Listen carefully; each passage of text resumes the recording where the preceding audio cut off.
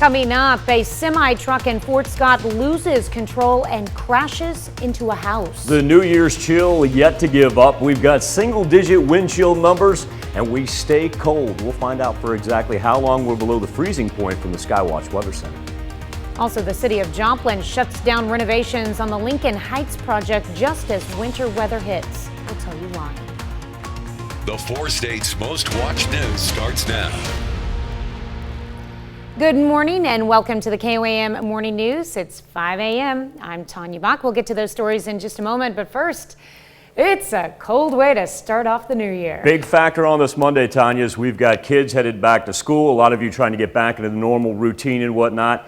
Bundle up when you head outside. It is frigid out there. Right now, over 7th and Range Line, only feels like it's 10 degrees. So these temperatures that we see that are substantially below the freezing mark, go ahead and knock off 7 to 8 degrees upon that. Whole bunch of teens ranging from southwest Missouri to the central portion down into northeast Oklahoma. We're holding on to 120 right now, and that is Chanute, so it's going to take a while before we head up toward the freezing point. Nice thing is we have no precipitation to worry about. We do not have any fog to worry about. Remember, we had that patchy fog last week, had some chances of it flipping over. Not going to be the case while we stay below the freezing mark here for the next several mornings. And eventually, by the time we get into the afternoon, gradually warming up, should be above the freezing mark there by the time we get to about 10, 11 o'clock, up into the low 40s here for the afternoon hours, about 2 to 2:30 is when we begin to peak out this time of year as far as our afternoon temps go. A Skywatch storm tracker and future track that are going to stay clear, albeit cold, for the next 36 to 48 hours. 7-day forecast, really not too bad at all. This is the key factor though, Tanya. Overnight, we need to know that even though we get above freezing for the first 3 days of the week, overnight we're still below that. And then Friday will be the interesting one, because with a little precip headed our way and temperatures in the 20s, we can go ahead and say that we're going to see some snowflakes once again out of that. That'll be 2 days. Think about that, Tanya. 2 days already in 2022 where we've seen snow on the ground. Pretty impressive. Yeah. Yeah. Beginning to wonder if it was actually going to snow, and it sure did. All right, thanks, Michael. Well, the wintry weather may have stopped falling, but not before it's slicking roads across the area. A semi-truck lost control on US 69 in Fort Scott Saturday just after 4:30. The truck ran off the road and crashed into a pickup truck parked in a driveway before crashing into a home at 1415 State Street. A passenger of the semi-truck was taken to Via Christi with serious injuries. No one else was injured in the crash. Slick roads may be to blame for 3 fatalities in Kansas. On Saturday, the first one happened just before 2 a.m. in Wyandotte County on I-435 when a car rear-ended a KDOT plow truck at near highway speeds. The driver, 21-year-old Ernesto Lopez of Platte City, Missouri, was killed. The driver of the plow truck suffered minor injuries. The second accident happened on Interstate 135 in McPherson County around 4 in the afternoon when 36-year-old Jimmy Hall III of Wichita lost control of his vehicle and crashed into a ditch. 43-year-old Leslie Berner of Osage City, Kansas was killed when she lost control of her vehicle on US 56 in Osage County. Some sad news now over in Joplin. Police canine Belgian has passed away. Belgian retired in 2018 and has been enjoying his retirement home with his handler, Officer Adam Brannon. According to the department's Facebook page, Belgian's health declined rapidly and Officer Brannon had to make the difficult decision to have him put to rest. The Lawrence County, Missouri coroner investigates after a man was found dead in Aurora, apparently due to extreme frostbite. 911 caller found the man on Highland Road near a tree stand on the property, which was owned by his family. He was taken to Mercy Hospital, where he later died from his injuries a few hours later. Officials say they do not suspect foul play. They have not released any more information, including the victim's name. Last week, we told you about plans for Lincoln Heights, a proposed tiny community in Joplin for homeless people. Well, as of approximately 8:34 last Friday, it was shut down. The site of the old botany shop in Joplin was meant to offer shelter to house Joplin residents as temperatures drop, but those helping out say they were told there were some issues with the building, Joplin's code of ordinances. Community volunteers were out over the weekend trying to get things like meals and coats to those who need them. Well, certainly there's a large concern because we have more people living on the streets in Joplin than we have available beds in our available shelters. So there will most definitely be people outside sleeping in single-digit temperatures right here in our city. We reached out to Ryan Stanley on why the city decided to shut down the project as the temperatures drop. You're organizing a facility that is there to keep people safe. The city has to ensure that that facility is a safe facility. If you're housing people and you don't have running water, if you don't have the normal safety protocols, then you, through your big heart, you might be putting people at more risk. We'll have more on this story later in the show. Well, at 7 pounds and measuring at 19.5 inches, Theory Draper is the first 2022 baby at Freeman. She was born at 10:39 Saturday morning to Webb City parents Sarah and Greg Draper. Her parents tell us they chose the name Theory for its uniqueness. I just thought it was unique. I liked it because we were pretty set on Scarlet, and then my husband brought up Theory, and I was just, I've always been one for unique names, so that's why I liked it the most.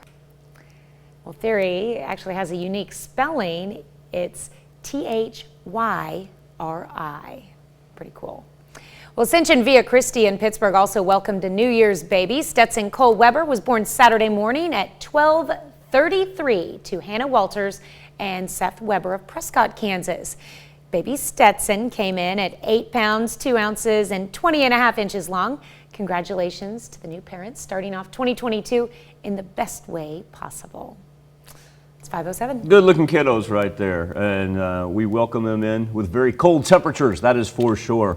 The teens is as good as we're going to see this morning. Now eventually we'll make it up into the low 40s for the afternoon. A lot of sunshine as well, but get ready for overnight lows that stay below freezing all for the rest of the week. Chance for snow coming on Thursday. That's a look at this morning's top stories and weather in our first 7 minutes. Coming up on the KOAM Morning News, the Chiefs put their 8-game winning streak and the #1 seed on the line against the Bengals. Plus, bird watchers flock to a small town in Maine to catch a glimpse of a rare Russian eagle. And the nation finds itself in the grips of another COVID surge as the average number of cases jumps to 400,000 per day. You're watching the KOAM Morning News. More real news in the morning. We'll be right back. Printing services.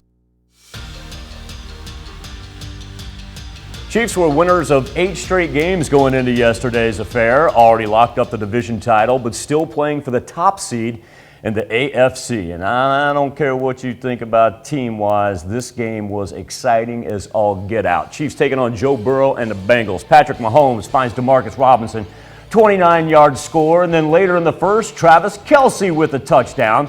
Chiefs off to a scorching start. The next drive, Burrow gets it going as he connects with his old college teammate, Jamar Chase. Chase, dead leg, gone.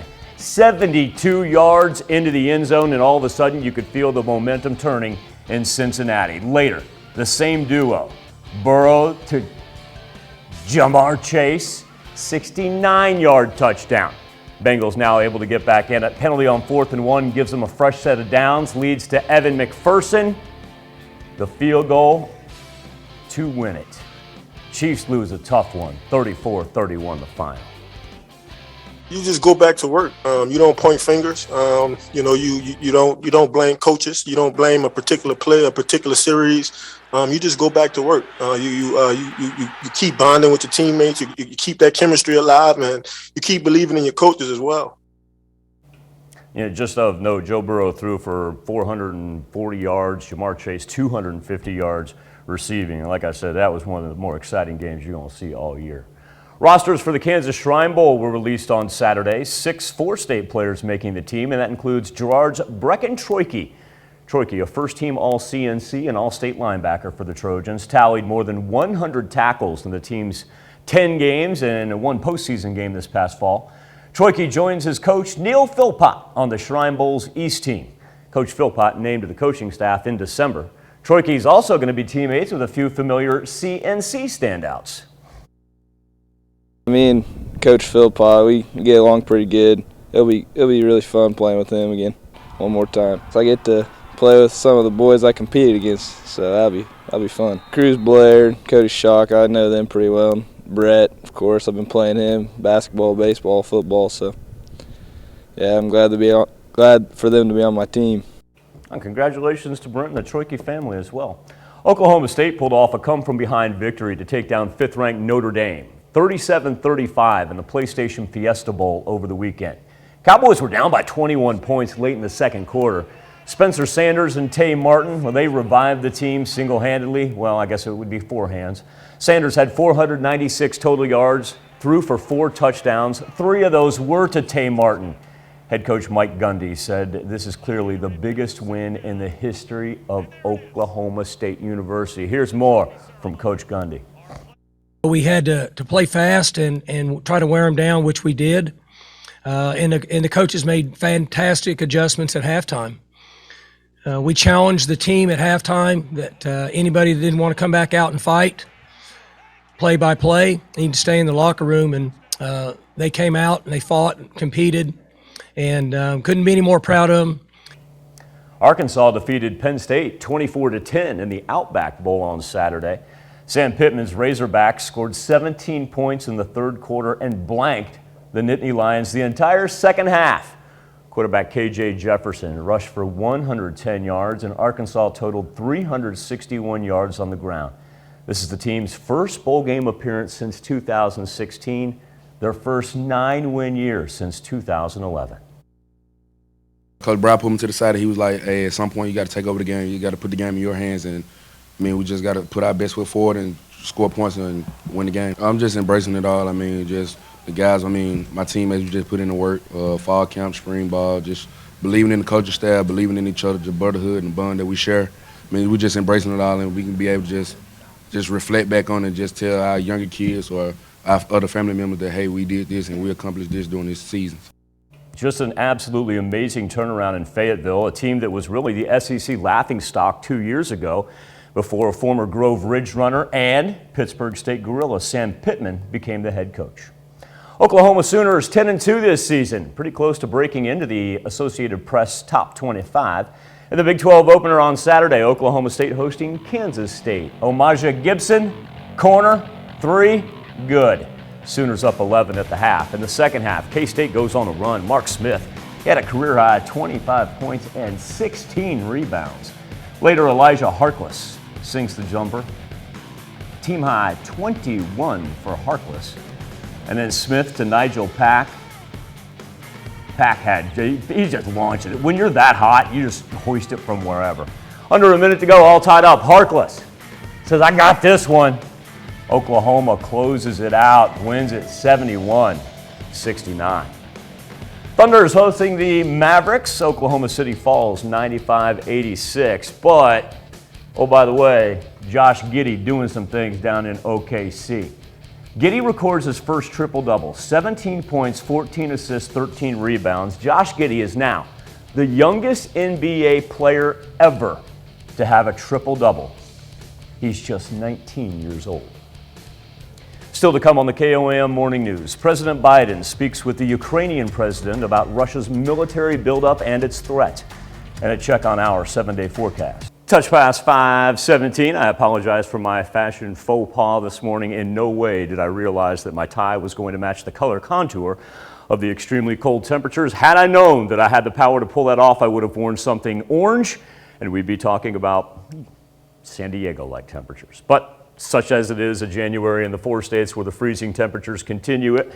Ever since we started the new year, Joplin sits at 17 degrees right now with a wind chill of only 10 degrees. So here's what it actually feels like. We've got single digits ranging up in the north as low as 6 degrees, what we had earlier. Now we've rebounded. Iola and Fort Scott now at 7.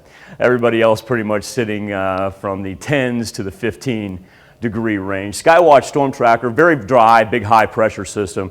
So at least we don't have to worry about any precipitation flipping over on us, because that's what they've got. They got mess out here on the Atlantic coast, ranging anywhere from snow to even some thunderstorm activity. The West Coast finally with a chance to calm down. We'll pay attention to a low pressure system that's going to develop up here, just come off the Pacific Northwest by the time we get into Tuesday and Wednesday and affect us by the end of the week.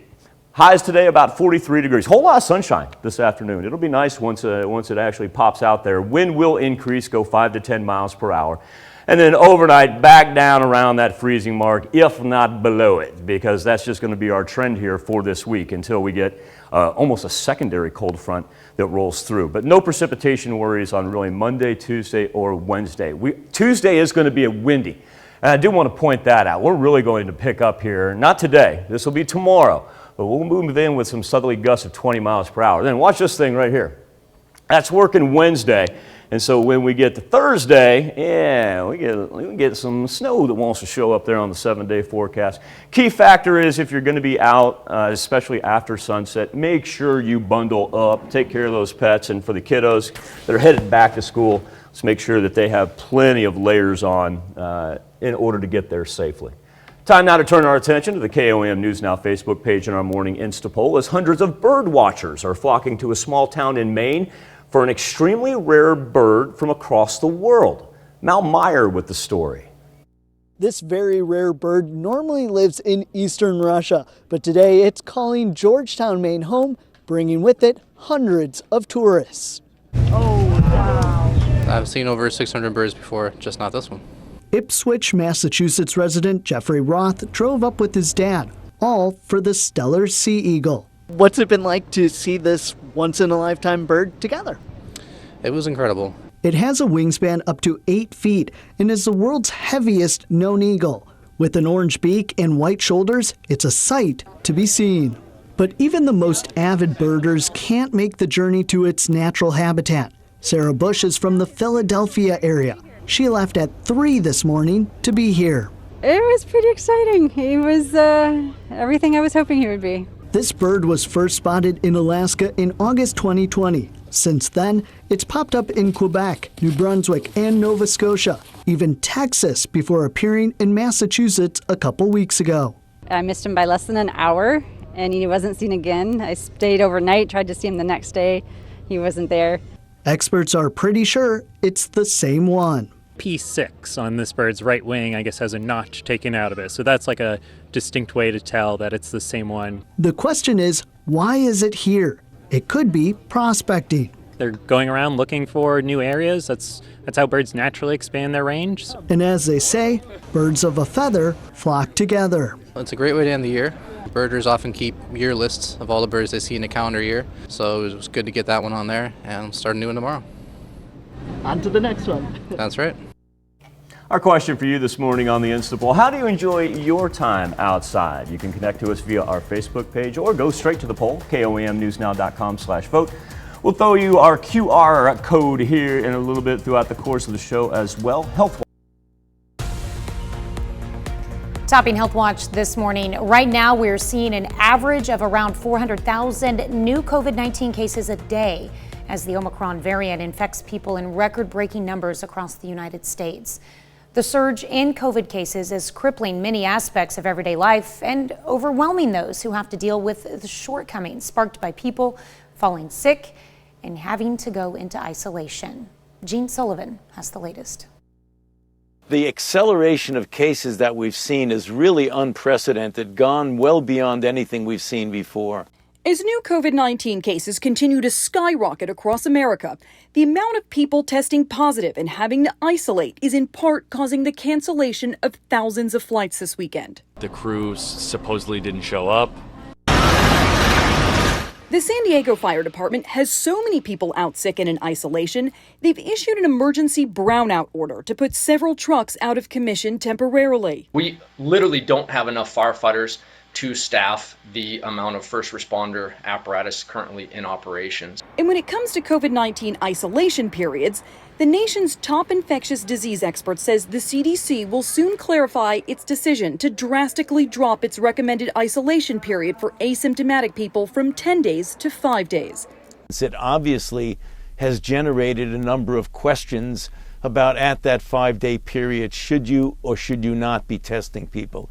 There'll be further clarification of that coming very soon. I think it was an important step that CDC revised the guidelines. It's a recognition that we have to be able to manage our way through this virus. We have to get people to work, the supply shortages, the staff shortages. I'm Jen Sullivan reporting. That's a look at some of today's top health stories. You're watching the KOAM Morning News.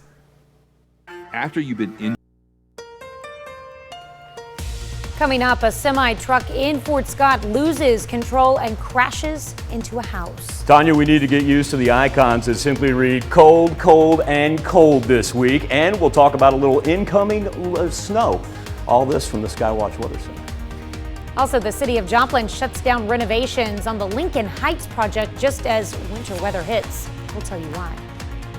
The 4 states' most watched news starts now. Good morning and welcome to the KOAM Morning News. It's 5:30. I'm Tanya Buck. We'll get to those stories in just a moment. But first, we're starting off the work week on a very, very cold note. Let's go straight to Michael. Started off the new year, Tanya, starting off the work week, and this is not something that's going to go away anytime soon. Now, at the same point in time, I think it's important to point out we have no advisories, watches, warnings associated with the cold. Geographically speaking, this is not a far cry from where we'd normally be this time of year, but I do need everybody to be very, very safe outside and layer up. We do have a chance for, almost dangerous conditions if your exposed skin is outside for too long, as we see everything from 20 degrees, that's the highest we have right now, working all the way down to about 15 degrees. And these are not wind chills. These are actual temperatures, folks. After sunrise here around 7:30, we begin a nice little jaunt up, make it up into the 40s. That's pretty seasonable, just a little bit below average to begin a new year with a south wind, just 5 to 10 miles per hour. Now, I'll tell you what, tomorrow is going to be a little bit different. Tomorrow's going to be windy. And then by the time we get to Thursday, we're going to watch this system, low pressure system, work in off the left coast. Gives us a chance for a little bit of flurry activity. But Tanya, I really want to point out our daily highs are not too bad, but look at those overnight lows. So if you or the kiddos have anything to do after sunset, or of course, I know a number of districts are getting ready to return to school. If not today, then later this week, we need to make sure that they are layered up at the bus stop. That's right. Protect the kids outside for sure. Well, slick roads may be to blame for 3 fatalities in Kansas. On Saturday, the first one happened just before 2 a.m. in Wyandotte County on Interstate 435 when a car rear-ended a KDOT plow truck at near highway speeds. The driver, 20-year-old Ernesto Lopez of Platte City, Missouri, was killed. The driver of the plow truck suffered minor injuries. The second accident happened on I-135 in McPherson County around 4 in the afternoon when 36-year-old Jimmy Hall III of Wichita lost control of his vehicle and crashed into a ditch. 43-year-old Leslie Berner of Osage City, Kansas, was killed when she lost control of her vehicle on US 56 in Osage County. Some sad news now over in Joplin. Police K-9 Belgian has passed away. Belgian retired in 2018 and has been enjoying his retirement at home with his handler, Officer Adam Brannon. According to the department's Facebook page, Belgian's health declined rapidly. Officer Brannon had to make the difficult decision to have him put to rest. Late Saturday evening, the Aurora and Marionville Police Department were called to an address on East Highland in Aurora near the airport. That's where they found a 34-year-old man with severe injuries and what appeared to be extreme frostbite. He was found near a tree stand on the property, which was owned by his family. He was taken to Mercy Hospital, where he later died from his injuries a few hours later. Officials say while his death remains under investigation, no foul play is suspected at this time. No other details, including the victim's name, have been released. Throughout last week, we told you about Lincoln Heights, a proposed shelter in Joplin to give hope to those experiencing homelessness. Well, as of Friday night, shut down right before temperatures dropped to a winter weather advisory. KOAM's Bronte Sorotsky tells us why the city shut it down and how community organizers are reacting. The Joplin area was under a winter weather advisory Saturday night, with temperatures dropping as low as 12 degrees. For those experiencing homelessness, it can be life or death. Certainly there's a large concern because we have more people living on the streets in Joplin than we have available beds in our available shelters. So there will most definitely be people outside sleeping in single-digit temperatures right here in our city. That's heartbreaking. To help more experiencing homelessness seek shelter, a temporary warming station was set up by the Old Botany Shop in Joplin. But on Friday night around 8:30 p.m., Shackles tells us members of JPD had arrived due to numerous complaints and the area was shut down. So our hope was to secure an empty building that did not have electrical or heat as a last-ditch effort to try to keep people alive during the cold snap. Apparently that is against some city regulations, and we have been told to cease that activity for now. We reached out to Joplin Mayor Ryan Stanley to see why the city decided to make the move. Well, when you're dealing with any time where you're going to house people, you've got to get a facility that is, compliant with our ordinances. The mayor tells us the temporary shelter was not in compliance with city ordinances, like other area shelters are. The facility does not have plumbing, which is required, and then also it's not zoned for the approval to house people. And so we would need them to come before the city with going through the zoning process, but also going through the inspection process to make sure that we are putting together safe solutions. Now that the area is shut down, community organizers say they worry about capacity at Joplin's existing shelters and what will happen to the rest of the homeless population. Having shelter is one of the most important things that a person can face in their entire life, and the lack of shelter can be devastating for a long time. The city does have a temporary shelter and plans to open it up if temperatures are to drop below 0 degrees. Our Justice Center there, right where the police department is, at 3rd in Kentucky, would be our warming center that we would open up. It wouldn't house people, but it basically would give people the ability to come in and get warm. And we will automatically open that up if we get temperatures below 0 degrees in kind of a sustained scenario, which we're not quite to yet. But I do know that the city is being proactive with our response and following our cold weather plan and policies. But until then, the homeless population may have to look for other shelters to stay warm, which those working directly with the homeless say are full. In Joplin, Bronte Sorotsky, KOAM News. On Saturday, community members gathered at Ewart Park in Joplin to distribute items like food and blankets to those experiencing homelessness. These items were originally going to be used for the warming shelter. Mayor Stanley also said he would be willing to discuss plans for the homeless population with organizers of the warming center. With 7 pounds and measuring at 19.5 inches, Theory Draper is the first 2022 baby at Freeman. She was born at 10:39 Saturday morning to Webb City parents Sarah and Greg Draper. Her parents tell us they chose the name Theory for its uniqueness. I just thought it was unique. I liked it because we were pretty set on Scarlet, and then my husband brought up Theory, and I was just, I've always been one for unique names, so that's why I liked it the most. Theory has a unique spelling. It's Thyri. Well, Ascension Via Christie in Pittsburgh also welcomed a New Year's baby. Stetson Cole Weber was born Saturday morning at 12:33 to Hannah Walters and Seth Weber of Prescott, Kansas. Baby Stetson came in at 8 pounds, 2 ounces, and 20.5 inches long. Congratulations to the new parents, starting off 2022 in the best way possible. All right, here's Michael with a look at your forecast. Congratulations, and a special thank you to the Drapers and Webers, because the entire 4 states love seeing those first babies at the hospitals. And I know from having to go inside those rooms and talk to you moms and dads, it's really the last thing that you want to do at that point in time. So I greatly appreciate the patience shown there by the Drapers and the Webers for letting us do that. Wind chills right now as low as 7 degrees. Sunrise at 7:32. After that, sunny skies for today, eventually up into the 40s, but overnight lows consistently below the freezing point.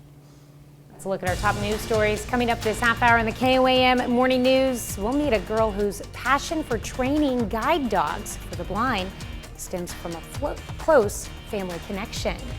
Plus, 6-time Soccer Player of the Year, Lionel Messi, tests positive for COVID as Latin America cases rise.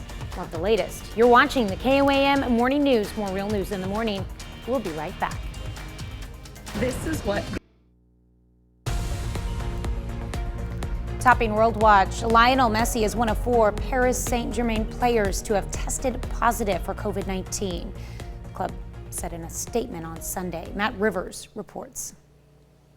Well, not that we needed much of a reminder of this, but we do have yet another example of the increasingly dire situation as it pertains to COVID-19 across Latin America, with the latest example coming from Argentinian soccer legend Lionel Messi, with his club, PSG, announcing that Messi has tested positive for COVID-19. Messi, one of 4 members of that soccer club to have tested positive for this virus. The country where Messi is from, Argentina, has overall seen a huge spike in the number of cases, with a new single-day record for the number of cases being recorded in a 24-hour period being set within just the last few days there. But it's not just Argentina. We are seeing an increasing number of infections in places like Brazil, in places like Bolivia, and also here where I am in Mexico at this point. One hopeful sign, though, of course, is that the number of vaccinations, the number of doses that countries have managed to get into their citizens' arms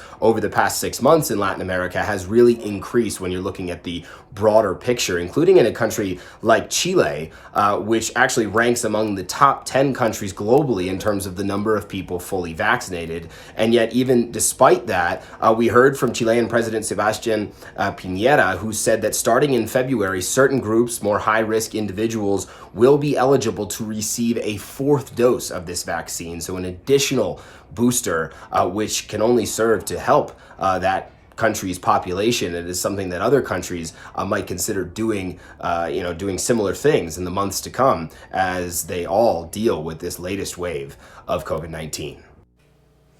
Well, President Biden told the president of Ukraine yesterday that the U.S. and its allies will respond decisively if Russian troops cross the border.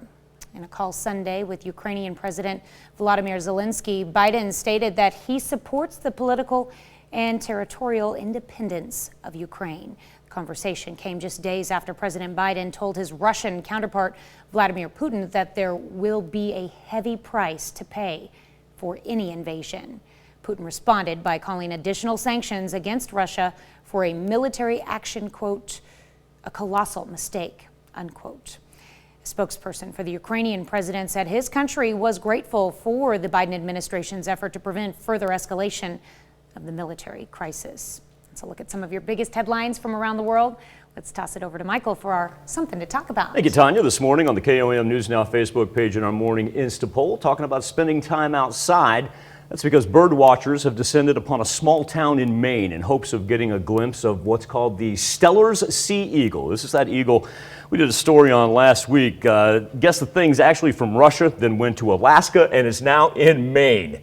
Pretty amazing. Our question for you is, how do you enjoy your time outside? Gave you a number of options right there. Right now, 56% of you say walking, 22% come in with the bird watching, 22% of you say, hey, let's fire up the grill. Several ways to reach us each and every morning. Facebook page, go straight to the poll, KOAMnewsnow.com/vote. And here's our QR code. If you have your phone handy, all you have to do, snap a picture of this code once it hits your screen, and it will deliver you straight to the Insta poll, not only for this morning, but each and every morning. We'll be back with the news you need to know before you head out the door, right after this. Good luck trying to find a box. Here's a check of today's top headlines, the news you need to know before you head out the door. The wintry weather may have stopped falling, but not before it's slicking roads across the area. Semi-truck lost control on US 69 in Fort Scott Saturday, just after 4:30 p.m. The truck ran off the road and crashed into a pickup truck parked in a driveway before crashing into a home at 1415 State Street. passenger of the semi-truck was taken to Via Christi with serious injuries. No one else was injured in the crash. Lawrence County, Missouri coroner investigates after a man is found dead in Aurora, apparently due to extreme frostbite. 911 caller found the man on Highland Road near a tree stand on the property, which was owned by his family. He was taken to Mercy Hospital, where he later died from his injuries a few hours later. Officials say they do not suspect foul play. They have not released any more information, including the victim's name. Slick roads may be to blame for 3 fatalities in Kansas. On Saturday, the first one happened just before 2 a.m. in Wyandotte County on Interstate 435 when a car rear-ended a KDOT plow truck at near highway speeds. The driver, 20-year-old Ernesto Lopez of Platte City, Missouri, was killed. The driver of the plow truck suffered minor injuries. The second accident happened on Interstate I-135 in McPherson County around 4 in the afternoon when 36-year-old Jimmy Hall III of Wichita lost control of his vehicle and crashed into a ditch. 43-year-old Leslie Berner of Osage City, Kansas was killed when she lost control of her vehicle on US 56 in Osage County. Some sad news now over in Joplin. Police canine Belgian has passed away. Belgian retired in 2018 and has been enjoying his retirement at home with his handler, Officer Adam Brannon. According to the department's Facebook page, Belgian's health declined rapidly. Officer Brannon had to make the difficult decision to have him put to rest. That's a check of today's top headlines, the news you need to know before you head out the door. It's been frigid cold each morning since we've opened up the new year, and that is not going to change here for the rest of this week. Temperatures have dropped as low as 14 degrees. We've only gotten as high as 20. We are a far cry off from the freezing mark everywhere. And remember, wind chills ranging in the single digits up in the north. Everybody else pretty much about 10 to 12 degrees. Do we challenge any records with this? Oh, no, not even close. We'd have to get down to the even zero mark, and that dates all the way back to 1959. And that average high of 45, we'll be pretty consistent as far as being able to hit that each and every afternoon. That's going to be the key factor. We're going to dip below that 26. That's our average low. We're going to do that each night. Positive aspect. Don't have any precipitation to worry about. Perhaps even more important, because we know if it was widespread. We don't have any fog to worry about. Remember last week when we had some of that patchy fog, there were concerns about that being able to freeze over on bridges and overpasses. That is not going to be the case really for about the next 3 days. Weather trend for this afternoon after we hit sunrise at 7:32, lift us up into the low 40s. That'll be this afternoon in between about 2 and 2:30. But you'll notice we actually don't get above the freezing mark there till around just shortly before the noon hour. South wind will go 5 to 10 miles per hour. Then coming up here on Tuesday and Wednesday, we're going to start in the Pacific Northwest. Watch big sky country, because this nice little system right here, and I mean that facetiously, is going to drop down on us. So as we progress, it'll be Thursday morning for us where we see it begin to sweep in. And we'll get a little bit of accumulation with that because our ground is going to be so cold for the last several days. And so that's one thing, that's the big thing that we're tracking. Number one is going to be the cold for the beginning of the week. Number two, it'll be what transpires by the time we get to Thursday, because you'll notice that we got much, much colder temperatures on Thursday, whether it be daytime or below freezing for the nights as well. Nice little rebound for the weekend, though. We're still throwing up a 50 on Saturday and 41 on Sunday. Back right after this. I'm Derek Schmidt. Well, some people don't realize their passion until later in life. Some people never do. Wendy Lane brings us the story of how family inspired one girl's passion and how it's making a difference for others. This is the current puppy that I'm raising. Ever since Megan Watson was a little girl, all she's wanted to do is raise guide dog puppies. I had put together a presentation of how I wanted to become a puppy raiser. Her passion started when her father, who is blind, received his first guide dog from Southeastern Guide Dogs in Manatee County, and she saw how much it helped him. Whenever he was using a guide dog, he can do whatever he wanted to do. He could go for a walk by himself. He could go to the grocery store. That passion drove Megan to turn her dream into a reality. Now she's on her 5th puppy in training for Southeastern Guide Dogs. She raises each puppy for about a year, teaching them a foundation of guide dog skills before giving them back, something that she says is not easy to do. It is not a great feeling giving them up. It is definitely hard. It's heartbreaking. You put your time, energy, effort, soul, love into these dogs for a year to 16 months of your life, you become attached to them. But Megan says knowing that the puppy is going on to do great things is such a reward. Seeing how much they help and seeing them graduate as a guide dog is absolutely incredible. Incredible to see them become a best friend and give someone life-changing independence. Someone like her father. Southeastern Guide Dog says they're always looking for puppy raiser volunteers, a job that Megan says is so worth it. The dog really does choose what path they take, and seeing that end result of whatever path they choose is always incredible. Well, there are organizations in our area that specialize in training guide dogs. If you want to help out, you can reach out to one near you. We'll have another look at your forecast when we return. I was born and raised.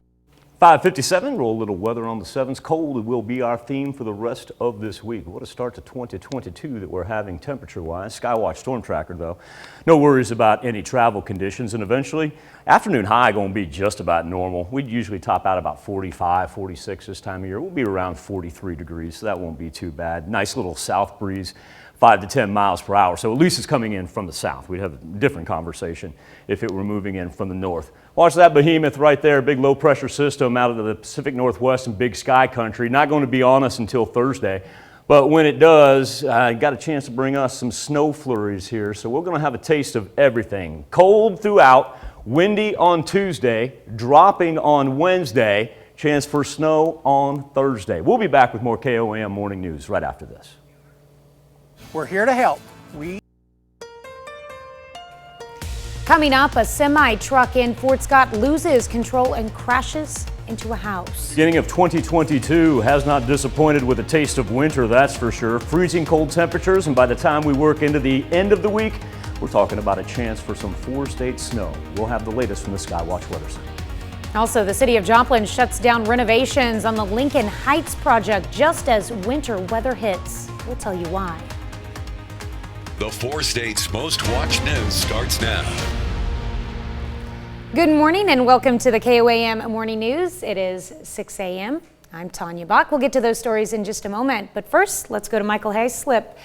And it's a very, very cold way to start off the new year. As everybody tries to get back into that normal post-holiday schedule, kids getting ready to go back to school and whatnot, the key factor this week is going to be multiple layers when you're outside. Temperatures so cold pre-sunrise that we do have a chance for hypothermia and frostbite if that skin is left exposed for too long. So please keep that in mind, not only with the kiddos and yourself, but also think about the pets as well, as our temperatures right now just kind of sitting in the teens. From 7th and Rangeline, we sit at 17 degrees with a wind chill. It only feels like it's 10. Good nice thing is no precipitation to worry about. Very, very dry. Our humidity will continue to drop throughout the course of the morning.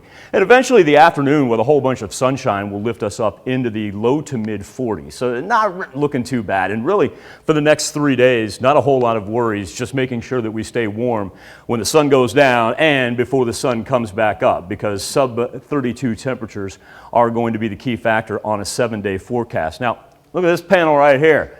We'll break that down in just a little bit, but we've got a system coming in off the Pacific Northwest. We'll see how organized that thing stays together. But with our temperatures continually dropping as we head toward the weekend, we got a chance to pick up some flurries there on Thursday, and then we rebound right back into the 50s and 40s on Saturday and Sunday. Tanya? All right, thanks, Michael. The wintry weather may have stopped falling, but not before it slickened roads across the area. A semi-truck lost control on US 69 in Fort Scott Saturday just after 4:30 p.m. The truck ran off the road and crashed into a pickup truck parked in a driveway before crashing into a home at 1415 State Street. Passenger of the semi-truck was taken to Via Christi with serious injuries. No one else was injured in the crash. Slick roads may be to blame for 3 fatalities in Kansas. On Saturday, the first one happened just before 2 a.m. in Wyandotte County on Interstate 435 when a car rear-ended a KDOT plow truck at near highway speeds. The driver, 20-year-old Ernesto Lopez of Platte City, Missouri, was killed. The driver of the plow truck suffered minor injuries. The second accident happened on Interstate 135 in McPherson County around 4 in the afternoon. When 36-year-old Jimmy Hall III of Wichita lost control of his vehicle and crashed into a ditch. 43-year-old Leslie Berner of Osage City, Kansas was killed when she lost control of her vehicle on US 56 in Osage County. Some sad news now over in Joplin. Police K-9 Belgian has passed away.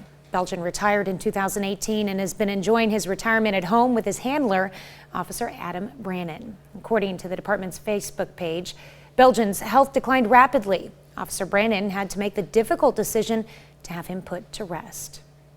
7 pounds and measuring at 19.5 inches, Theory Draper is the first 2022 baby at Freeman.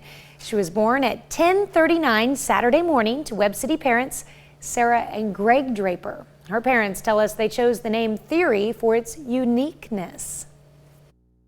I just thought it was unique. I liked it because we were pretty set on Scarlet, and then my husband brought up Theory, and I was just, I've always been one for unique names, so that's why I liked it the most. Theory has a unique spelling. It's Thyri. Lawrence County, Missouri coroner investigates after a man was found dead in Aurora, apparently due to extreme frostbite. 911 caller found the man on Highland Road near a tree stand on the property, which was owned by his family. He was taken to Mercy Hospital, where he later died from his injuries a few hours later. Officials say they do not suspect foul play. They have not released any more information, including the victim's name. Ascension Via Christi in Pittsburgh also welcomed a New Year's baby. Stetson Cole Weber was born Saturday morning at 12:33 to Hannah Walters and Seth Weber of Prescott, Kansas. Baby Stetson came in at 8 pounds, 2 ounces and 20.5 inches long. Congratulations to the new parents starting off 2022 in the best way possible. Well, the new year means more money for Missourians making minimum wage. Missouri's workers who do not earn tips will now make no less than $11.15 an hour. That's an 85-cent increase, up from $10.30 an hour. Voters approved the hike back in 2018 through Proposition B. That paved the way for yearly wage increases that will end next year at $12 an hour. Though for some groups, like the Missouri Jobs with Justice, it's not enough. They'd like to see the state's minimum wage hit $15 an hour. Well, last week we told you about plans for Lincoln Heights, a proposed tiny community in Joplin for homeless people. Well, as of approximately 8:34 last Friday, it was shut down. The site at the old botany shop in Joplin was meant to offer shelter to homeless Joplin residents as temperatures dropped. But those helping out say they were told there were some issues with the building and Joplin's code of ordinances. Community volunteers were out on Saturday trying to get things like meals and coats to those who need them. Well, certainly there's a large concern because we have more people living on the streets in Joplin than we have available beds in our available shelters.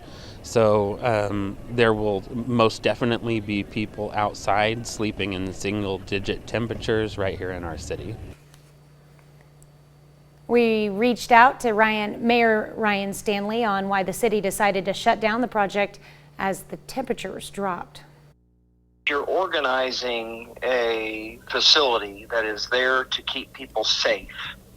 The city has to ensure that that facility is a safe facility. If you're housing people and you don't have running water, if you don't have the normal safety protocols, then you, through your big heart, you might be putting people at more risk. We'll have more on this story later in the show. 6:07. And Tanya, those temperatures not going to get any better. As a matter of fact, it is crazy to think when we look at our temperatures in the teens right now, we actually have a secondary cold front that is on its way. So while we'll get sunshine and up into the low to mid 40s this afternoon, let's take a look at the low pressure system that develops over there in the Pacific Northwest. And so that cold front will bring us windy weather on Tuesday, dry weather on Wednesday, but then Thursday morning, this begins to creep in, especially when we talk about the west and northern portion of the 4 states early Thursday morning, so very well could be affecting our Thursday morning commute. And like I said, those temperatures aren't going anywhere but down after tomorrow, to the point where we're talking about riding a high around 23 degrees on Thursday. Tanya? That's a look at this morning's top stories and weather in our first 7 minutes. Coming up on the KOAM Morning News, a tram rescue that'll leave you holding your breath. Plus, schools are considering going back online. We'll have the latest. And more flights are canceled as COVID is on the rise. You're watching the KOAM Morning News. More real news in the morning. We'll be right back. Wildfire people. Sponsored by KOAM. In Consumer Watch this morning, it's 3 days into the new year and many travelers are still struggling to get home from the holidays. Airlines continue to cancel flights as they deal with COVID-related staffing shortages. And now winter weather is only making things worse. CBS's Bradley Blackburn reports.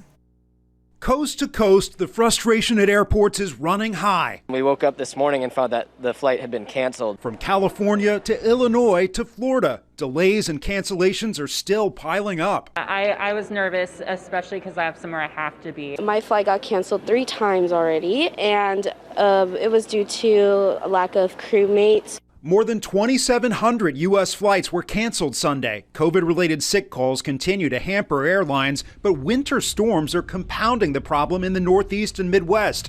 Chicago got hit hardest. About a quarter of all flights at O'Hare were canceled Sunday. Jeff Spring with AAA says it could take weeks before airlines get back online. Well, it really kind of depends on how they can work through their staffing and also with the weather. It's really taking a hard hit on the airlines. We hope we can get through it in the next week or two, but it's going to take some time, I think. It has been a record-breaking holiday travel season, with air travel up 184% compared to 2020. And on the highways, car trips jumped 28%. The snow and ice are now complicating those trips, too. Bradley Blackburn, CBS News, New York. Airlines are trying to reduce cancellations with employee incentives. United Airlines is offering triple pay to pilots to pick up extra flights, and Spirit will pay its cabin crews double through Tuesday. Well, stocks ended 2020 on a down note. The Dow lost 59 points. The Nasdaq fell 96. The S&P 500 slid 12. Investors will have plenty to digest this week with construction and manufacturing data coming out in the next 2 days and the December employment report at the end of the week.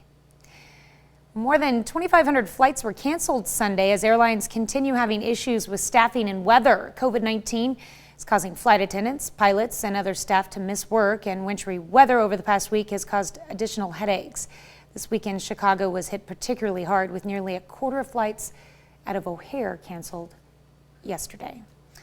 An unrelated issue looming for airports. AT&T and Verizon are rolling out a new 5G wireless service on Wednesday that could force pilots to stop using some equipment that helps them land at more than 40 airports because airlines insist the new cell phone towers may cause interference. Telecom companies rejected a request to delay the rollout, but did offer to put in safety guards.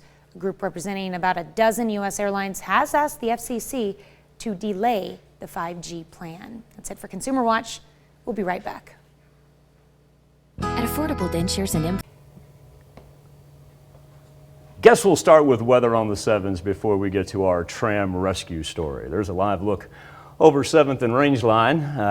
Tell you what, guys, if you could let me know how long that tram story is, that way we don't get bogged down here.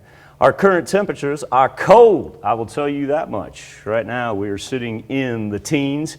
Only got 120 on the board, and that is in Chanute. Wind chills ranging as low as single digits. Right now over 7th and Rangeline, that wind chill is 10 degrees. But here's what it feels like up to the north. How about 7 in Iola and Fort Scott? Only 9 in Pittsburgh and in Lamar. Far cry from a record, though. We'd have to get down to an even 0 back in 1959.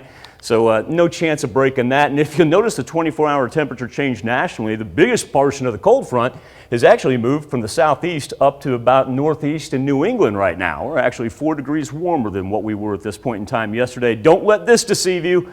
Oh no, that's where that system's going to move in by the time we get to Thursday. That's going to bring us a little precipitation. Here it is beginning to develop. Not too impressive right now. We'll have to see how organized it stays. This has been extremely organized. Everything from thunderstorm activity to snow from the mid-Atlantic up to the northeastern portion of the U.S. Our afternoon planner is going to lift us up into the 40s. We'll have a whole lot of sunshine here after we hit sunrise. Officially, that'll be at 7:32 with just a little south wind for today.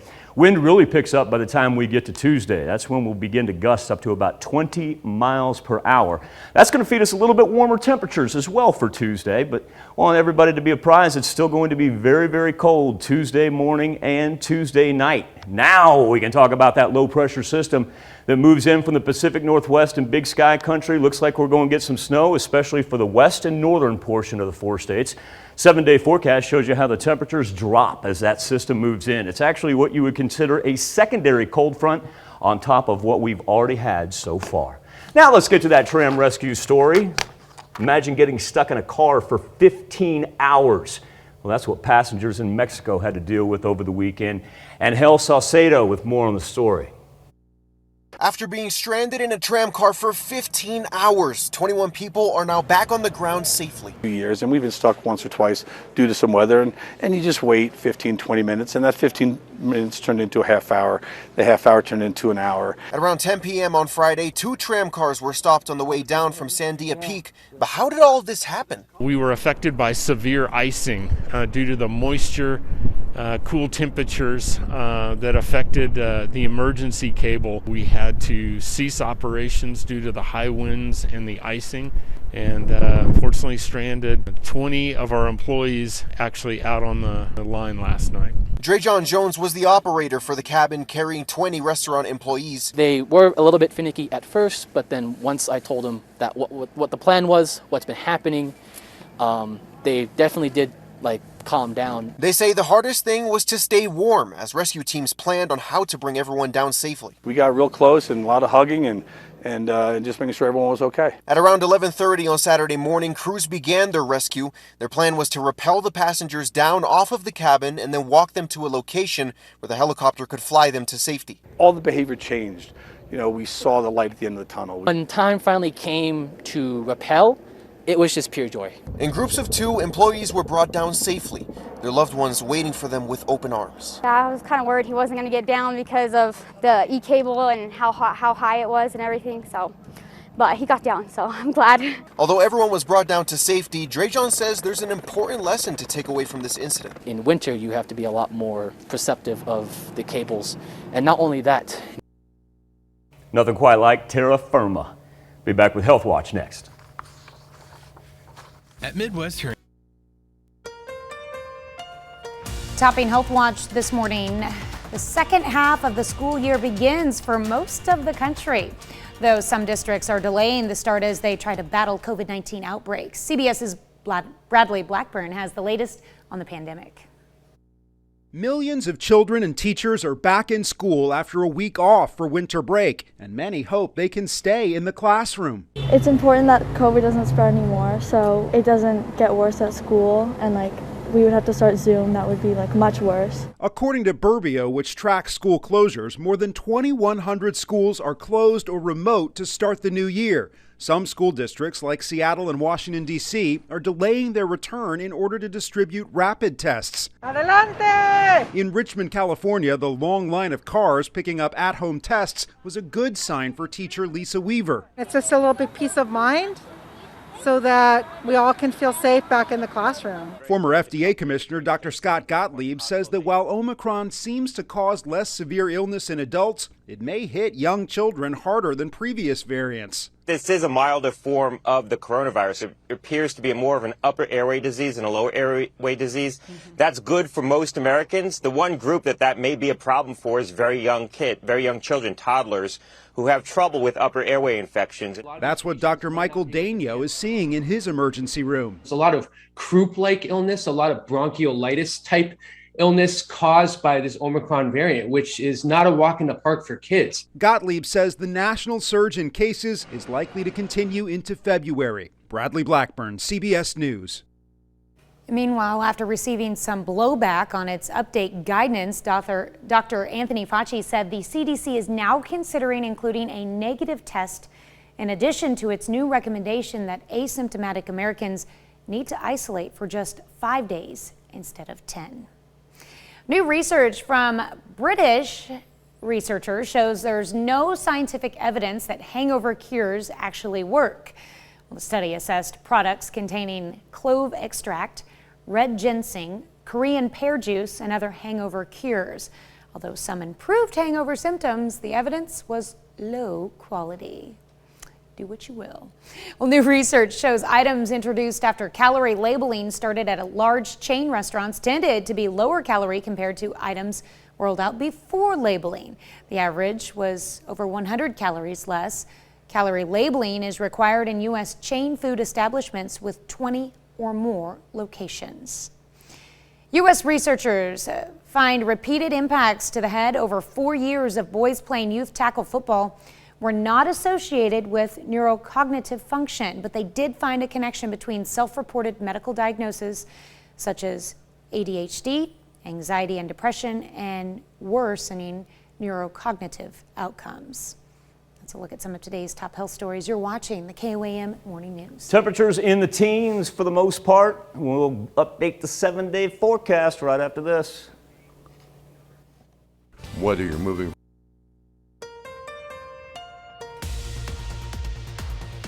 Coming up, a semi-truck in Fort Scott loses control and crashes into a house. Keep those codes handy as Mother Nature pulls the rug out from under us to begin 2022.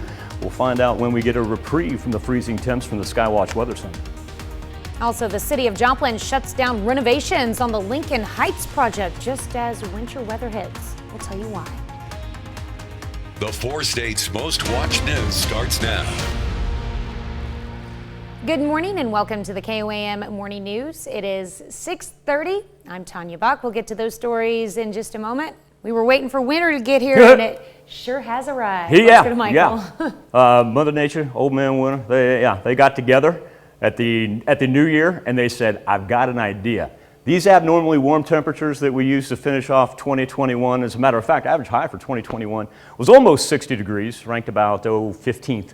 All time from historical record keeping at Joplin Regional Airport. Of course, we all know what happened when the new year hit. Down we go, and here we are to stay. Our temperatures this morning ranging anywhere from about 15. We've got one lone 20.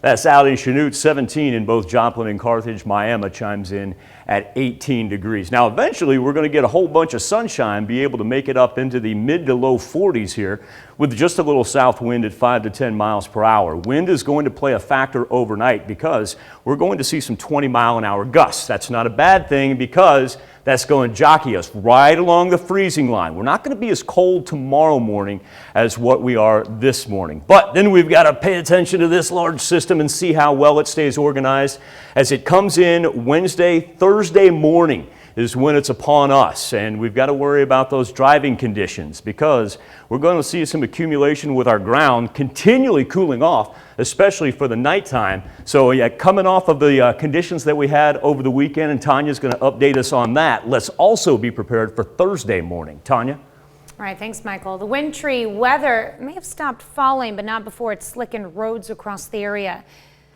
A semi-truck lost control on US 69 in Fort Scott Saturday. This was just after 4:30 p.m. The truck ran off the road and crashed into a pickup truck parked in a driveway before crashing into a home at 1415 State Street. Passenger of the semi-truck was taken to Via Christi with serious injuries. No one else was injured in the crash. Slick roads may be to blame for 3 fatalities in Kansas. On Saturday, the first one happened just before 2 a.m. in Wyandotte County on Interstate 435 when a car rear-ended a KDOT plow truck at near highway speeds. The driver, 20-year-old Ernesto Lopez of Platte City, Missouri, was killed. The driver of the plow truck suffered minor injuries. The second accident happened on Interstate 135 in McPherson County around 4 in the afternoon, when 36-year-old Jimmy Hall III of Wichita lost control of his vehicle and crashed into a ditch.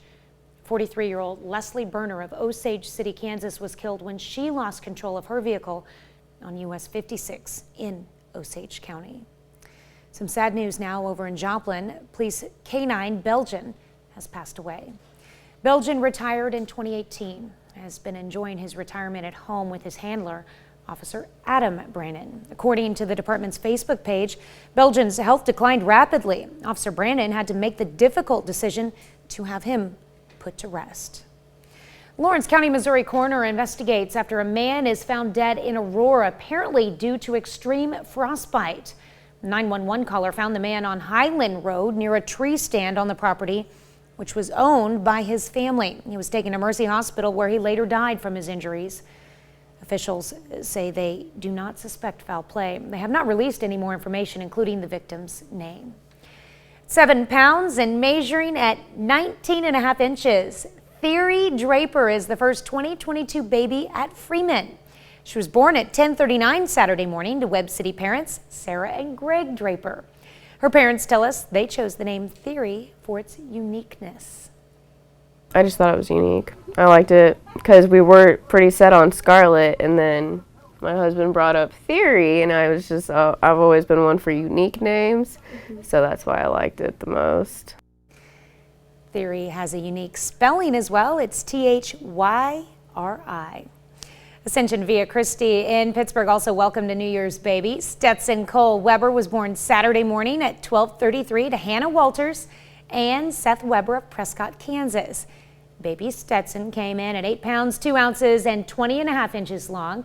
Congratulations to the new parents starting off 2022 in the best way possible.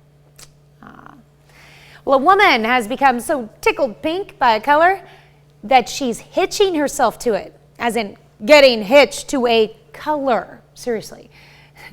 Fox's Sophia Periconi has that story. For many people, January 1st means new beginnings and new resolutions. But for Kitten K. Sarah, this is incredible! January 1st will forever be her historic wedding date. Okay, so tomorrow I'm actually marrying the color pink. On Saturday at noon at a little white wedding chapel, Kitten will be the very first person to marry a color. I actually have a giant pink swatch, like a pink paint swatch. So the colors are like my favorite, which is like flamingo pink. They're all listed. And I'll be holding my pink swatch. I know it sounds crazy. Kitten's colorful love affair started in the 80s. I've had my relationship with the color pink for 40 years. I've been wearing nothing but pink since 1980. But the idea to tie the knot didn't come until 2 years ago. So a kid said to me on a skateboard, he said, "Wow, you love pink, right?" And I said, "Yeah, I love it so much." He goes, "You love it so much, why don't you marry it?" And I thought, this kid's on to something. And before you call Kitten crazy in love, Pinkie Pie, she wants you to make a similar vow of fun and love to yourself heading into the new year. everybody should do what they love and have fun with it. Life's too short. Have a ball. You're only here for a little bit of time. Have a blast. Feels like right now anywhere from, say 6 degrees in Iowa, and the highest we've got is about a 14 in Grove. Multiple layers, please, so we remain safe out there. Also, make sure the pets aren't out for extended periods of time. Still a good looking afternoon. Managed to make it up into the low to mid 40s. Whole lot of sunshine today. Windy on Tuesday, cold on Wednesday, snow on Thursday. That's a look at our top news stories. Coming up this half hour on the KOAM Morning News, another town in Kentucky is hit by a tornado. Stick with us. We'll show you the damage it caused. Plus, some people love going outside while others avoid it like the plague. We want to know, how much do you enjoy spending time outside? We'll let you weigh in. This is No Time. Topping Nation Watch this morning, the National Weather Service in Paducah, Kentucky confirms that an EF2 tornado struck Hopkinsville Saturday morning. The New Year's Day twister was clocked with peak winds at an estimated 115 miles per hour. Justin McFarland reports Kentucky residents were hoping 2022 would get off to a better start. The twisted metal being dragged down the street in Hopkinsville is what's left of the Marathon gas station belonging to Hema Patel. No warnings whatsoever. There was only flash flood warnings what we got. It wasn't a flash flood that took down her business. It was strong, high winds that sent gas pumps flying. My gas pump, everything blew away. Inside, the roof caved in, whole water line, everything's busted. It's really a disaster behind the register right now. And she's not alone. Some yards are missing trees. The Southern States Co-op is missing a wall. Unfortunately, sites like this are becoming too familiar for residents like Brooke Luckingham. I think I'm getting too accustomed to natural disasters. Luckingham says she's one of the many who went to volunteer to clean up from other storms in the area, like the ones that hit Waverly and Mayfield. But now it's her hometown that needs the assistance. It's heartbreaking, especially in this community here. It's a poor community, and I just hate seeing this here.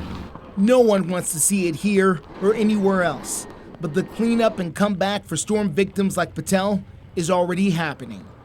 Just keep us in your prayers and see what we can do. Governor Andy Beshear declared a state of emergency Saturday after severe weather caused flash flooding and widespread power outages. The Bluegrass state is still reeling from the December tornadoes that killed 77 people last month. Kansas City Mayor Quentin Lucas has contracted COVID-19. Lucas is vaccinated and even received a booster shot, but he's still quarantining himself to be safe. Lucas also thanked the healthcare workers of the city and has been strongly recommending masks, vaccines, and frequently testing for COVID. United States Secretary of Defense Lloyd Austin tested positive for COVID. This is according to a statement released by the Defense Department on Sunday. The statement goes on to say Secretary Lloyd is experiencing, quote, mild symptoms. Secretary Austin said he last met with the president December 21st and was in the Pentagon December 30th. Secretary Austin says he has informed the president and his staff about his test results, and contact tracing is underway. That's a look at today's top national stories. Let's check back in with Michael for our Something to Talk About. Thank you, Tanya. This morning on the KOAM News Now Facebook page and our morning Insta poll discussing spending time outside and specifically bird watching. That's because bird watchers have descended upon a small town in Maine. It goes by the name of Georgetown, and everybody's there in hopes of getting a glimpse of what's called the Steller's sea eagle. Now, the Steller's sea eagle is a rare Russian eagle. It's also known as the world's heaviest eagle. This thing can weigh as much as 21 pounds with a wingspan of up to 8 feet. Now, here's the crazy story about this bird. It was first spotted in Alaska in August of 2020. Since then, it's popped up in Quebec, New Brunswick, Nova Scotia, even Texas, before appearing in Massachusetts a couple weeks ago. Now, there's really no rhyme or reason that anybody's come up with as why the bird is on American shores, but for bird watchers, the Steller's sea eagle represents the goal of pastime, and they say that's why they love it so much. Our question for you is, how do you enjoy your time outside? 53% of you say nothing like taking a walk. Remember, if you're going to do that in the early morning hours, make sure you got multiple layers on. 30% of you say, let's fire up the grill. And, found this pretty neat, 17% of you are with those flocking to Georgetown, Maine to do a little bird watching. Several ways to keep up with our Insta poll and our Something to Talk About each and every morning. One of those, connect to us via our Facebook page, KOAM News Now. Also, too, you can go straight to the poll, koamnewsnow.com/vote. And we have a QR code. If you have your phone handy, all you have to do, snap a picture of that code, and each and every morning, it will deliver you to our Insta poll where you can take part, and we appreciate everybody who does engage with us during our morning Something to Talk About. We've got birthdays and anniversaries on their way, but first, to look at what's coming up on CBS Mornings. I'm Nate Burleson. Happy New Year. Coming up on CBS Mornings, Congressman Jamie Raskin on his new memoir, Unthinkable: Trauma, Truth, and the Trials of American Democracy.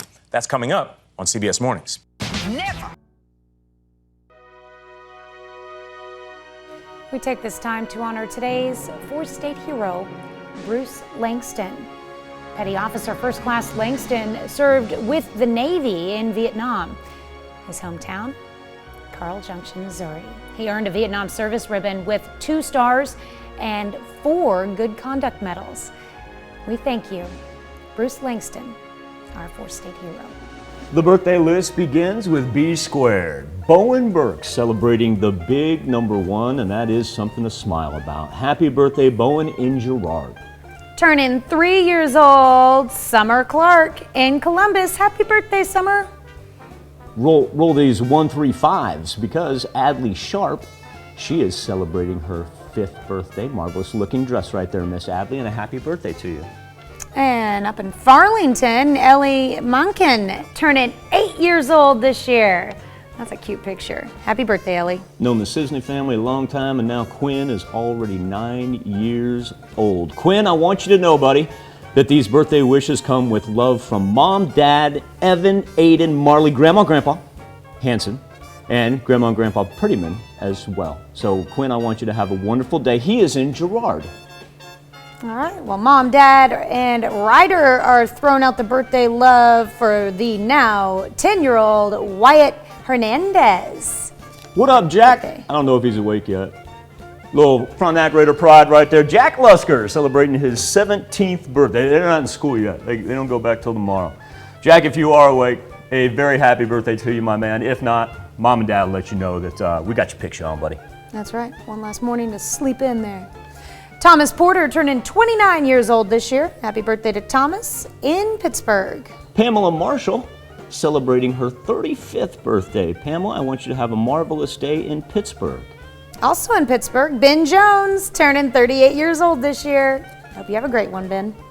Preston Whitley now hitting the big 4-0, and we're going to turn back the clock with a childhood picture right there. Preston, happy birthday in Thayer. All right, happy birthday. I love that throwback pic there. Eric Bellum turning 42 years old this year. Hope it's a great one for you, Eric, in Oronogo. 42, a great year. As for Amber Alloway as well. Happy birthday to Miss Amber in Parsons. And our neighbor over in Crestline, Dan Duncan. Happy birthday, Dan, 71 years old. Mr. Larry Simmons, he is celebrating his 80th birthday. What a wonderful picture right there. And a very happy birthday to Larry in Erie, with these birthday wishes coming with love from Bev, Judy, and Larry. Don't forget the entire family. Right, and it's a 34th anniversary celebration for the Wells family in Joplin. Congratulations going out to Gary and Bonnie Wells. Wesley McGowan celebrating a 59th birthday. Wesley's in Joplin, and want you to know this comes with happy birthday wishes from your wife. Miss Ann Wells is turning 93, and a very happy birthday to you in Crestline. And Misty Sullivan, I want you to have a marvelous birthday in Columbus. And let's see, Evan McNamara celebrating in Columbus as well, party in the bus. And in Baxter Springs, Debbie Butts, happy birthday to you. Keep going with the Bunces. That's right, because if Debbie's celebrating, that means it's time for Larry and Debbie's 40th anniversary. Well played, Larry. There you go. Well played. Good way to remember everything. Macy Gray, happy 21. Be careful during that birthday celebration there. Have a great day, Miss Macy in Columbus. Our good friend Lana Royster. Lana's celebrating a birthday. Happy birthday in Galena. And Phyllis Allman. Love the Allman family in Chanute. Phyllis, a marvelous birthday to you. Up in Iola, turning 31 this year. It's time to celebrate for Joe Town.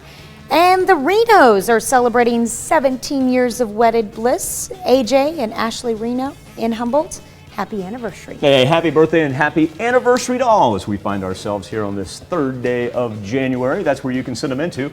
Birthdays at KOAMTV.com. You can also go to our website at KOAMNewsNow.com. Now here's Tanya Bach with a very important birthday announcement. Your chance to earn a birthday prize. You can be a part of the KOAM Birthday Club. All you have to do is go to our website and sign up, and once you do, you'll get special deals from local businesses. Go to KOAMNewsNow.com and sign up for the KOAM Birthday Club today. Michael. All right, Tanya, coming up on the KOAM Morning News on Fox 14, we're going to introduce you to an 11-year-old artist that may not have hands or legs. He certainly has life figured out. It's an amazing story of perseverance. You're not going to want to miss this. So please join us on KOAM Morning News on Fox 14 for this marvelous, marvelous story. Looking at a marvelously cold but beautiful morning, live look outside of Television City. Sunrise officially here at 7:32. We are clear as can be. We are cold as can be. These are a look at our actual temperatures. Chanute's been our only one to even get up to 20 degrees right now. 18 in Miami and Monette, 17 in both Joplin and Carthage. Here we are over 7th and Rangeline, where we do have a wind chill that is as low as 10 degrees at Joplin Regional Airport. We drop down to as low as 6 right now. In Iola, a whole bunch of single digits up to the north. Everybody else, we don't have anything higher than 14 degrees. That is our best looking wind chill. That's down in Grove. Our daily almanac for today, believe it or not, despite this very, very cold start with temperatures way below our average low will be right around our average high, thanks in part to a whole bunch of sunshine and also a little south wind. And as cold as we think it is this morning, it's actually colder when we woke up on Sunday. About a 4-degree difference right there. The huge cold front, it has really pushed down from the southeastern portion of the United States, making its way through the northeast. And right smack dab in the middle of those two places, we've got a mess on our hands for the mid-Atlantic. Not only are you getting some upper elevation snow right there, but they've had thunderstorm activity as well this morning. Our next system is going to move in off the Pacific Northwest. This is it right here. We're starting to see it form. Not impressive right now, but just give it about 48 hours and that thing will be on the move. With that being said, here we go. 43 degrees this afternoon. Like I said, average high 46. So we're not too far off at all. And then overnight, thanks in part to the south wind beginning to pick up, some 20-mile-per-hour gusts, we're able to just kind of jockey right around the freezing point. We'll dip down every now and then, but we won't be as cold tomorrow morning as what we are this morning. That being said, cold's far from being over. Now, the big difference on Tuesday is going to be our increase in the wind. Comes in from the south, but early on, gusting pretty good, and eventually we'll get up to around 30-mile-per-hour gusts for the afternoon. Then, for Wednesday and Thursday, there we go. Yeah, wait and see how organized this thing stays together when it comes over the Rockies. That's going to be the key factor here. But if it can pull this off, we'll see some snow and some slippery driving conditions, especially for the north and western portion of the 4 states, and it'll be here just in time for our Thursday morning commute. But after that, we're a nice little warm-up headed into the weekend. Let's roll 50 on Saturday and 41 on Sunday. And we will be back with more KOAM morning news right after this.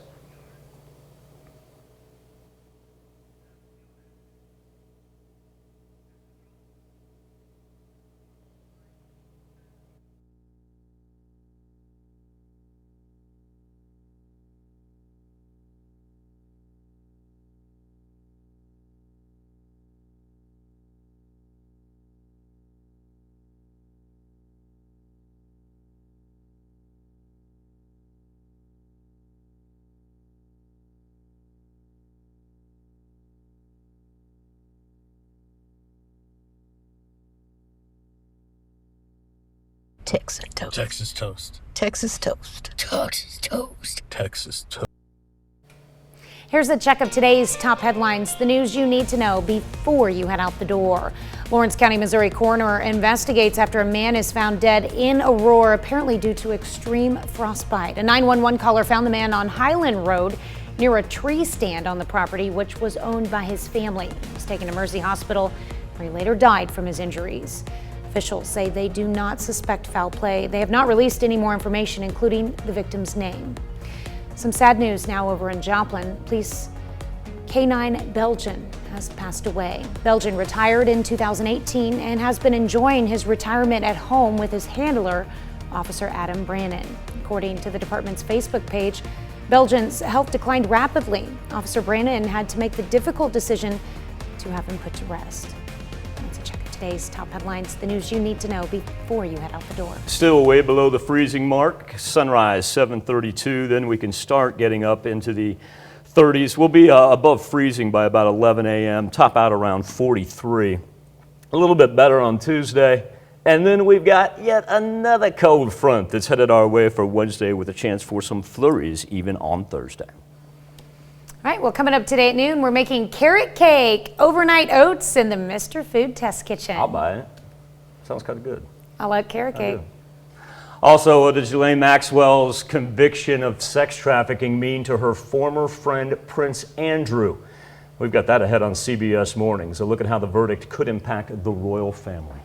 Or you can switch on over with us on Fox 14, where your only local morning news continues.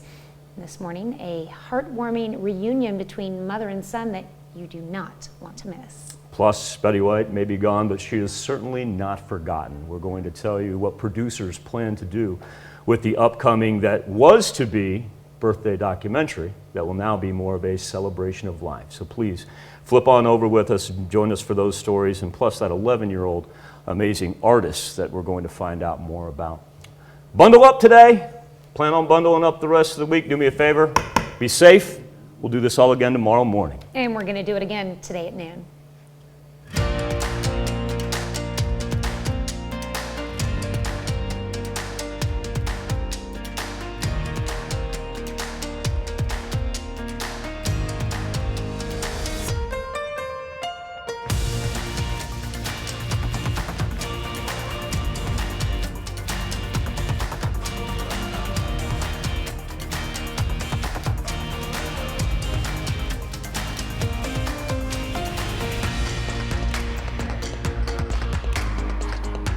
Good luck trying to find a pilot that will